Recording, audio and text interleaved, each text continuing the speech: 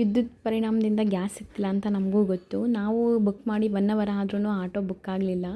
ನಾವೇನು ಬೇರೆ ಕಡೆ ಬುಕ್ ಮಾಡಿರಲಿಲ್ಲ, ಹಾಸ್ಪಿಟಲಿಗೆ ಬುಕ್ ಮಾಡಿದ್ದು. ಆಟೋದಲ್ಲಿ ಎಕ್ಸ್ಟ್ರಾ ಚಾರ್ಜ್ ಇತ್ತು, ಅದನ್ನು ಇದು ಮಾಡ್ತೀನಿ ಅಂತಂದ್ರೂ ಆಟೋ ಬುಕ್ ಮಾಡಲಿಲ್ಲ. ಸುಮಾರು 1 ಅವರ್ ವೆಯ್ಟ್ ಮಾಡಿ ನಾವು ಬಂದಿದ್ದಾಯಿತು. ನಮಗೇನು ಎಮರ್ಜೆನ್ಸಿ ಇರಲಿಲ್ಲ, ಎಲ್ಲರೂ ಓನ್ ವೆಹಿಕಲ್ಸ್ ಇಟ್ಕೊಂಡಿರಲ್ಲ ಅಲ್ವಾ. ಆಟೋದಲ್ಲಿ ನಾವು ಬುಕ್ ಮಾಡಿದ್ದೀವಿ, ಅದು ಹಾಸ್ಪಿಟಲಿಗೆ ಅಂತಂತಂದರೆ ಅವರು ಬರಬೇಕು ಅಂತ ಅನಿಸುತ್ತೆ, ಆದರೂ ಬರಲಿಲ್ಲ. ಎಮರ್ಜೆನ್ಸಿ ಇದ್ದವ್ರಿಗೆ ಹಿಂಗಾದರೆ ತುಂಬ ಕಷ್ಟ ಆಗುತ್ತೆ. ನಾವು ಇಲ್ಲಿ ಜೇಸಸ್ ಹಾಸ್ಪಿಟಲಿಗೆ ಬಂದಿದ್ವಿ. ಏನೋ ಒಂದು ಇನ್ಫಾರ್ಮೇಷನ್ ಇತ್ತು ಅಂತ ಹೇಳಿ ಬಂದಿದ್ವಿ. ಇನ್ಫಾರ್ಮೇಷನ್ ಎಲ್ಲ ತೊಗೊಂಡು ವಾಪಸ್ಸು ಬಂದಿದ್ದಾಯಿತು. ಅಲ್ಲಿ ಹೋದಾಗ ಆರ್ಟಿಫಿಷಿಯಲ್ ಲಿಮ್ ಸೆಕ್ಟರ್ಗೆ ಹೋಗಿದ್ವಿ. ಅಲ್ಲಿ ಅದನ್ನೆಲ್ಲ ನೋಡಿದಾಗ ನನ್ನ ಮನಸ್ಸಿಗೆ ತುಂಬ ಅಂದರೆ ತುಂಬ ನೋವಾಯಿತು. ನನ್ನ ತಮ್ಮನೂ ಬಿದ್ದು ಏಟಾಗಿತ್ತು. ಆ ಬಿದ್ದಿದ್ದಾಗಲೂ ಅಷ್ಟು ಮನಸ್ಸಿಗೆ ನೋವಾಗಿಲ್ಲ. ಜಸ್ಟ್ ಆ ಸೆಕ್ಟರ್ ನೋಡಿದಾಗಲೇ ನನ್ನ ಮನಸ್ಸಿಗೆ ತುಂಬ ಅಂದರೆ ತುಂಬ ಒಂಥರ ಘಾಸಿ ಆಯಿತು.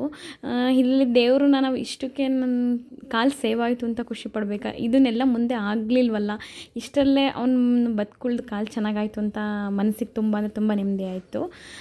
ಇದಕ್ಕೆ ದೇವ್ರಿಗೆ ಒಂದು ಥ್ಯಾಂಕ್ಸ್ ಹೇಳಬೇಕು ಅಂತ ಇವಾಗ ಅನ್ನಿಸ್ತು. ಹಾಗಾಗಿ ಅವ್ನ ಬರ್ತಡೇನೇ ಇತ್ತು. ಈ ವರ್ಷನಾದರೂ ಭಗವಂತ ಅವನಿಗೆ ಆಯುಷ್, ಆರೋಗ್ಯ, ಸುಖ, ಶಾಂತಿ, ನೆಮ್ಮದಿ ಅವನಿಗೆ ಕೊಡಲಿ ಅಂತ ಕೇಳಿಕೊಂಡು ಇದಾಗಿತ್ತು ಇವತ್ತಿನ ವ್ಲಾಗ್. ಈ ವಿಡಿಯೋ ಇಷ್ಟ ಆದರೆ ಪ್ಲೀಸ್ ಶೇರ್ ಮಾಡಿ, ಲೈಕ್ ಮಾಡಿ.